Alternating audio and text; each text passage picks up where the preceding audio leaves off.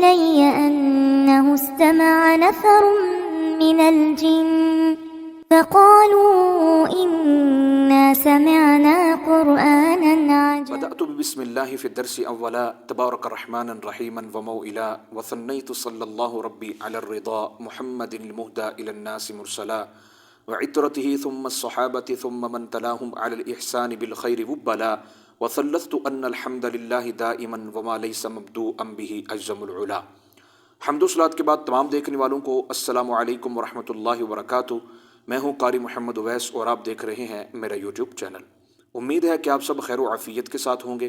ان تمام احباب کا تہ دل سے میں شکر گزار ہوں جنہوں نے میرے چینل کو سبسکرائب کر کے میرے ساتھ میرے مشن میں شامل ہوئے. دعا کریں کہ اللہ کریم ہمیں اپنے مشن میں کامیابی و کامرانی عطا فرمائے, درست تلفظ اور ادائیگی تجوید کے ساتھ قرآن سیکھنے اور سکھانے کی توفیق عطا فرمائے, اور اس عظیم کتاب کی بروز قیامت اللہ کریم ہمیں شفاعت کاملہ نصیب فرمائے. باشا کورس کا آج ہمارا لیسن نمبر 34 ہے.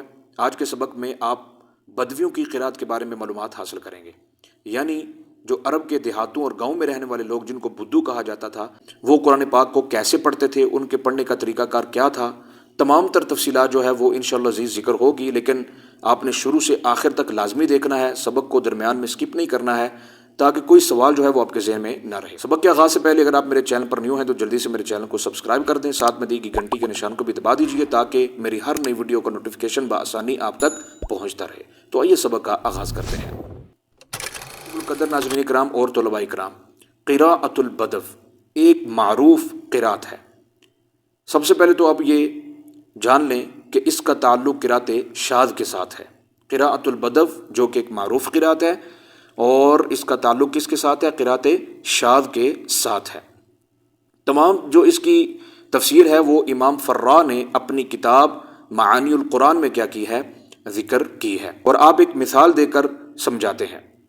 مثلا الحمد للہ, یہاں پر تمام قراء کرام کا اتفاق ہے کہ الحمد للہ میں جو دال اور لام کی جو حرکت ہے وہ دال ضمہ کے ساتھ ہے اور لام کسرہ کے ساتھ ہے. یعنی الحمد للہ بضم الدال و بکسر اللام. تمام قراء کرام کا اتفاق ہے الحمد للہ کو پڑھنے کا, کہ اس کو بضم الدال اور بکسر اللام کے ساتھ ہی کیا کریں گے؟ پڑھیں گے. اور بعض بدوی جو ہیں وہ ایسے ہی پڑھتے ہیں الحمدللہ, یعنی بضم الدال و بکسر اللام کے ساتھ پڑھتے ہیں, الحمدللہ ہی پڑھتے ہیں. بعض جو بدوی ہیں وہ الحمدللہ یعنی بکسر الدال و بکسر اللام, یعنی دال کے نیچے کسرہ اور یعنی دال کسرے کے ساتھ اور لام بھی کسرے کے ساتھ الحمدللہ پڑھتے ہیں. اور بعض جو بدوی ہیں وہ الحمدللہ پڑھتے ہیں, یعنی بضم الدال و بضم اللام.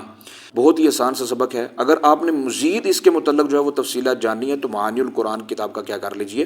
مطالعہ فرما لیجئے. تو لہذا الحمدللہ میں یعنی جو تمام قراء کرام کا اتفاق ہے, جو تواتر کے ساتھ آیا ہے وہ الحمدللہ بضم الدال و بکسر اللام ہے.